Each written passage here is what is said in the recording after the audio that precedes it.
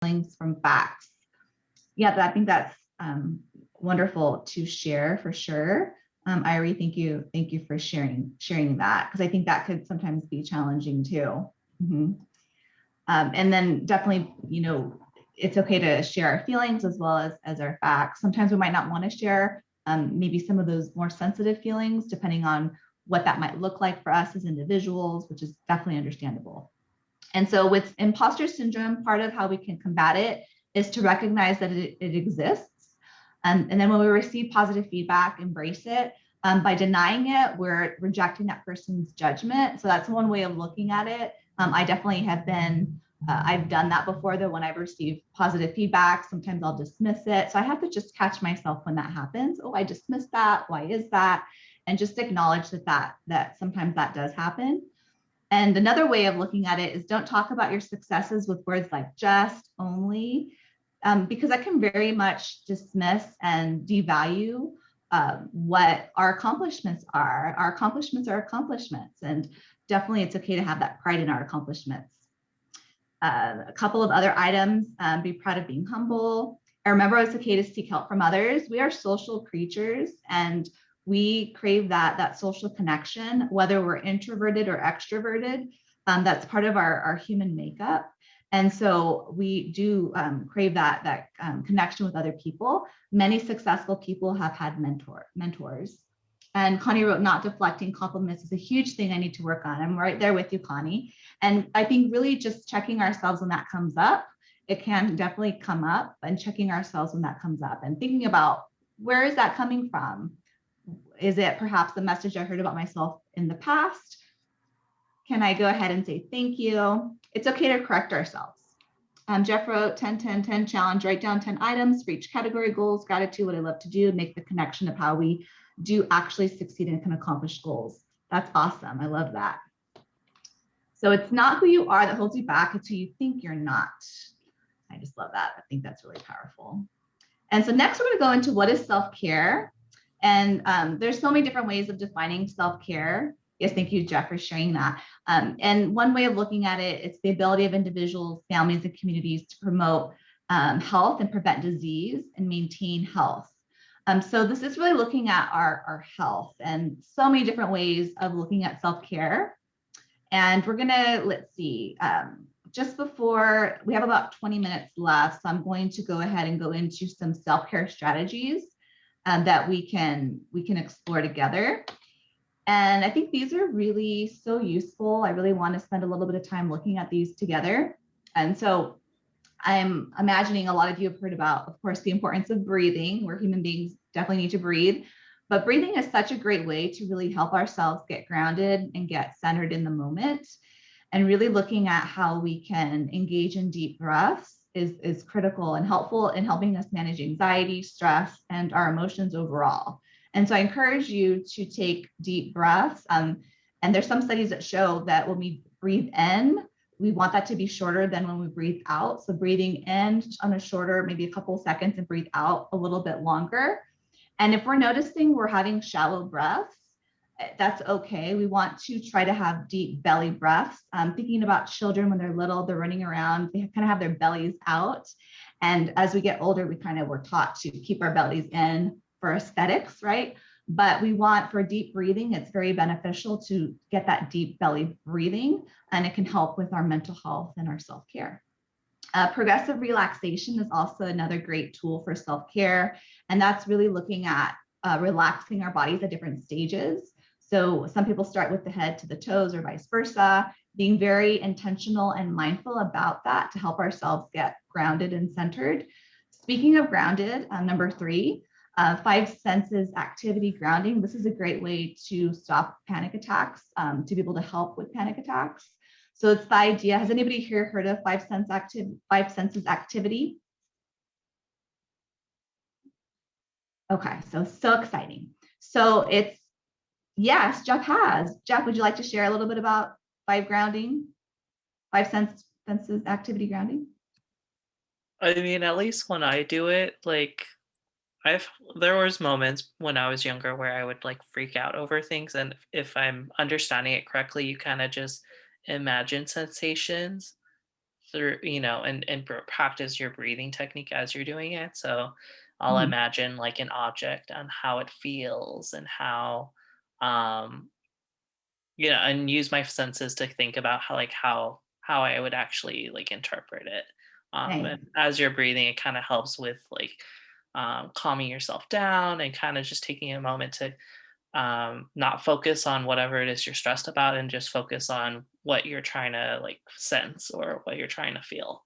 Yes, yes, thank you. So that's definitely one way of looking at it, visualizing. Another way also, thank you for sharing, Jeff. And Connie wrote, yes, I use the 5-4. Yes, it's exactly what I'm talking about, Connie, using the 5-4-3-2-1 method. There's also something called ufullerton.edu, which all of you, it's a free resource through Cal State Fullerton. Actually, Cal State Fullerton pays for students to use this. There's amazing wellness and career and academic resources for students, including grounding. So the 5-4-3-2-1 method is definitely very useful to help manage anxiety. And so one way of looking at it is identifying 5 things that you see around your area right now. So for example, I see a pen, I see a lamp, I see my little light circle, I see a vase, I see my mouse. So that's 5 things I see.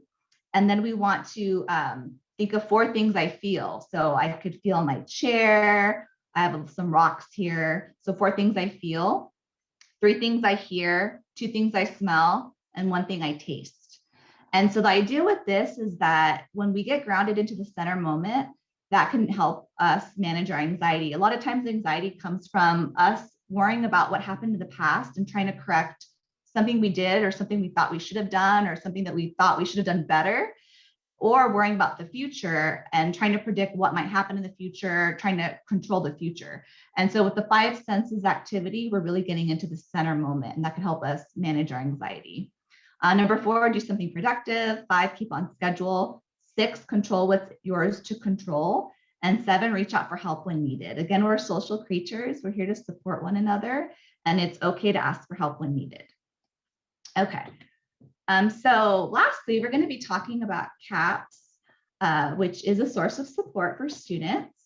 And we are located, well, we're virtual right now. So all our services are provided via Zoom or via phone. We are available between 9 to 4 o'clock, although actually really we are open 24/7 for students that need support. And so, which I'll go into in a minute. So we technically are open 24/7. Although to meet with the CAPS counselors are available 9 to 4. We have after hours counselors that are available for students if needed. We have diverse professional staff that are available to meet students' needs. Diversity is very important to our office, which is why we have a variety of different mental health professionals to provide support for students, because we want to be able to represent that diversity that's very important for our campus. And we work with students that are experiencing a variety of different challenges and different emotions. It's very healthy to have a range of emotions. That's part of being a human being. And so know that that is healthy. When we are having, maybe when an emotion or when an experience is exacerbated and there's a lot of rumination going on and it's affecting our ability to function, that's where it can become unhealthy. And so many different concerns that students meet with us regarding anxiety, depression, coming out process, trauma, crises. Psychosis is when an individual is seeing or hearing things that other people do not see or hear. This is the quiz time, but we don't really have time for the quiz. I'm just going to go right into the answers to the quiz. Oop. So this is, I get unlimited sessions at CAPS. So this is actually false. We do short-term counseling is the kind of the bottom line for this. We provide short-term counseling support for students. And if the student might need longer support for counseling, then we would provide them with referrals and resources outside of the counseling department for students. The health fee for that students pay for actually pay into an initial consultation and crisis appointment. So that is true. Appointments are used to gather information to be able to determine what's going to best meet the needs of students. Okay, so that's really what, and the health fees that students pay for pay into that, which is awesome. And know that we are here to support you. And this is basically what the health fee covers. Many of the services through the counseling department and the health center, I don't know if you all know this, a lot of the services are free or pretty affordable. So for example, when I was a student at Cal State San Bernardino working on my degree in counseling and guidance for my master's degree, I didn't have health insurance. So I would go get my physical checkups, my yearly female checkups there without health insurance. So do know that that is available at our health department, and counseling has services available to medication, short-term counseling. We provide many different services. I mentioned initial consultation, crisis services. For example, I've had students before that were having some challenges with having some thoughts of self-harm, and they called our CAPS after hours versus the crisis hotline, because there's also the suicide hotline that is available for individuals to call. But they felt like they got really good support through our after hours counselors, and they got the support they needed for those different emotions they were experiencing. And we provide a lot of different group therapy options, as well as drop-in groups, which I highly recommend. Oh my goodness, these are fabulous workshops. I sent them to Albin, Albin will be sending them to all of you.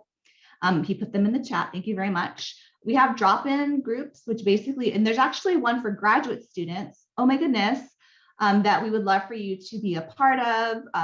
Annie, who is a psychologist, I believe, my colleague, facilitates that. It's an open group, so you're welcome to just go to that group whenever you'd like to attend.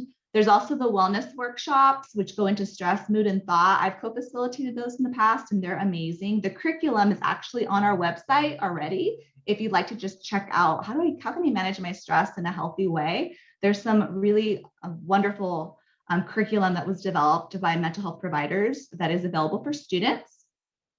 And then there's also closed groups, which we have every semester, and those have already started. And those would be for students that are they get connected earlier in the semester, and there's different topics for students. And so Albin will share those with you. Those have already started, so they are closed. Once the students are a part of the group, they've closed. So it's only for those particular students, but we do have those available every semester, so know that they are available. We also have case management, which we have licensed clinical social workers that provide support. So not only for counseling, but for like housing and just for other resources that individuals may need. Medication services. So I've had some individuals that utilize medication for psychological reasons, and they found the pharmacy on campus to be quite affordable. And lots of wellness workshops. There's a stress, thought, and mood, art, many different workshops that are available for students. And then getting in, basically calling our phone number to be able to inquire about an appointment for short-term counseling, or will actually be for initial consultation. And then we would determine, you meet with the CAPS counselor to determine if short-term counseling would be appropriate, or if a referral for long-term counseling would be appropriate, or a referral for one of the workshops or groups. Initial consultation